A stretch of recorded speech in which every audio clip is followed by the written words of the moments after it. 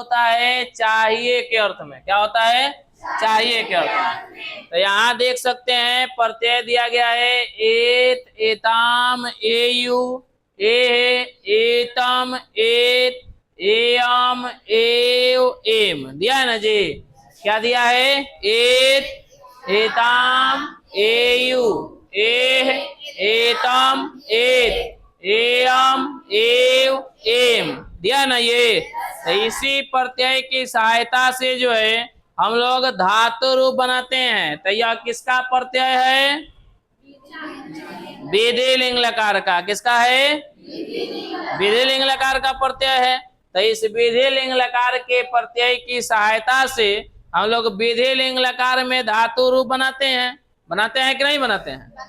बनाते हैं ना जी। तो जैसे देखिए यहाँ पर एक होता है, एक ए होता है, इसका मतलब होता है सिंगल ए की मात्रा। और यहाँ पर एक ए होता है, इसका मतलब डबल ए की मात्रा। तो इसमें डबल ए की मात्रा लगाएंगे सिंगल वाला? सिंगल वाला लगाए ना जी, सिंगल वाला लगाएंगे। तो यहाँ पर हंस धातु दिया गया है। कौन सा धातु? तो हंस में हमको एत को जोड़ देना है। तो क्या हो जाएगा? हंसेत हो जाएगा ना। हंस में ताम को लिखना है। क्या हो जाएगा? हंस में ये यू। इस प्रकार से बनेगा हंसेयु। हंस में ए है, हंस में एतम। क्या हो जाएगा? हंस में एत। क्या हो जाएगा? हंस में एयम। हसेयम हो जाएगा ना जी। अच्छा, इसके बाद से हंस में एव। क्या हो जाएगा? हसेव। क्या हो जाएगा? हंस में एम। क्या हो जाएगा? इस प्रकार से जो है आपका बना हसेत, हसेताम, हसेयु, हसे, हसेतम, हसेत, हसेयम, हसेव, हसेम। सब लोग एक साथ बोलेंगे हसेताम, हसेयु, हसे, हसेतम, हसेत, हसेयम, हसेव, हसेम। देखा इस सेव के बात हुआ है, खाए वाला सेव। अच्छा ठीक है ना। उसी प्रकार से अगर हमको चल धातु का बनरौली बोर्ड पर देखो चल धातु, ठीक है ना। इसको बनाना है चल धातु, है ना। तो चल धातु को हमको बनाना है तो ये हो जाएगा चलेत, चलेताम, चलेयु। यहाँ पर देखेंगे आप सभी, यहाँ पर आपको ऐड करना है। तो यहाँ देखिए यहाँ पर एत को आपको जोड़ते जाना है। किसको जोड़ते जाना है? एत, एताम, एयु, एह, एतम, एह, एयम, एव, एम। इसको जोड़ देना है। तो चल में चल का मतलब होता है चलना। क्या होता है जी? चलना।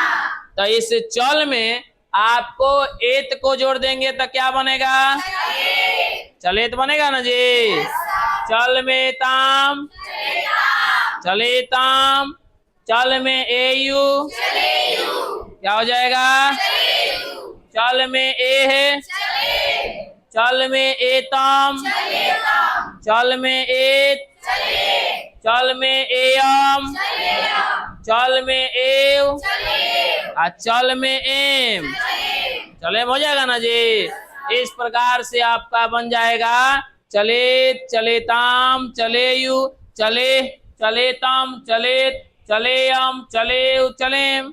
अगर आपको धाव का बनाना होगा, धाव धातु को यदि आप बनाइएगा तो धाव का मतलब होता है दौड़ना। वेरी गुड, बहुत अच्छा।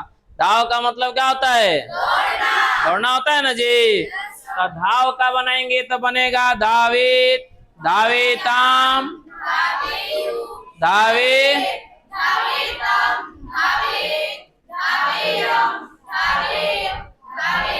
बन जाएगा ना।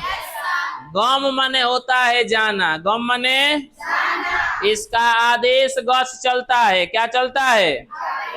आदेश गछ चलता है। तो गछ का रूप इस पर चढ़ाएंगे तो क्या बनेगा?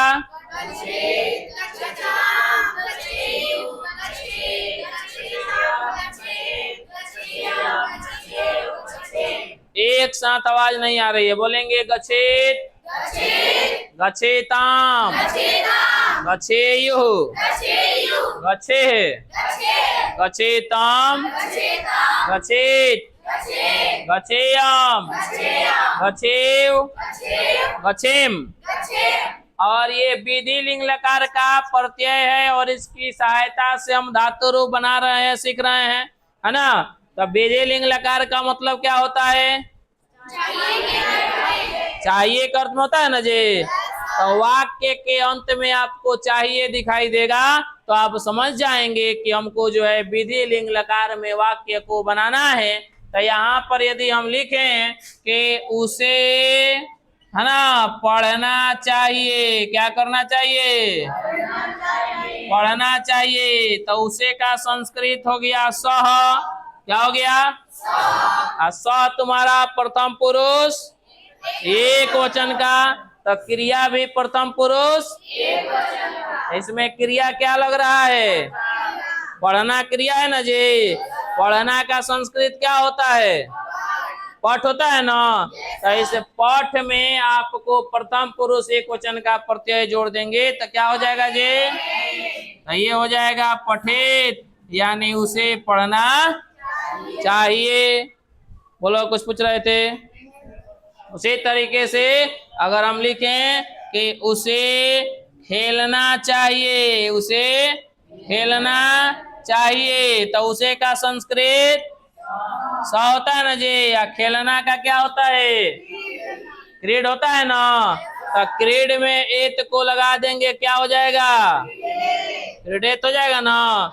यानी उसे खेलना चाहिए। तो सह क्रीडेगा ना। समझे कि नहीं समझे? समझ गए ना सभी लोग? चलिए, तो इसको लिख लीजिए आप।